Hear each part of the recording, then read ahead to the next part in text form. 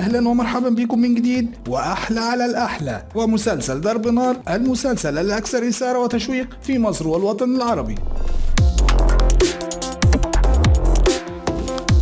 المسلسل بطولة النجم احمد العوضي والفنانة ياسمين عبد العزيز.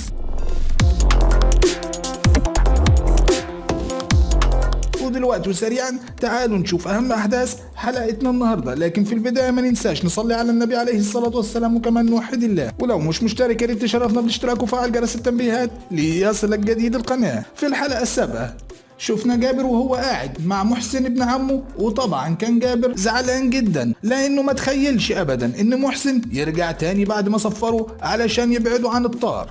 وفي مشهد تاني بنشوف جابر وابن عمه محسن بيروحوا للبلد علشان يقدموا كفن محسن، وده طبعا بعد ما اتفقوا مع الحاج عربي والرجالة في البلد.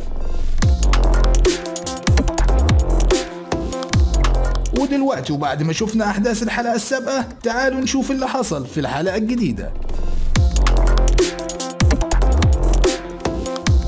جابر فعلا بياخد ابن عمه محسن وبيروحوا البلد علشان يقدموا كفن محسن، ولكن جابر كان حاطط عينه في وسط راسه وحاسس ان الموضوع مش هيعدي على خير. وفعلا جابر كان عنده حق لان رزق خان العهد، واول لما شاف محسن الدم جري في عروقه وطلع مسدسه وضرب محسن في وسط الصوان بالنار.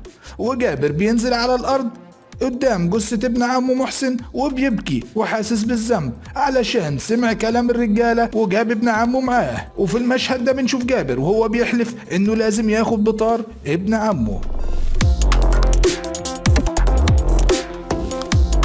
وفي مشهد تاني بنشوف زيدان بيقعد مع سحر زميلة مهرة وبيتفق معاها على مهرة، وطبعا زيدان مش هيسيب مهرة في حالها ولازم يتجوزها. وطارق اخو مهرة مش عاجبه جواز مهرة من جابر وبيقول لها بقى تضيعي راجل غني ومعاه فلوس زي الرز علشان جابر اللي مش لاقي ياكل.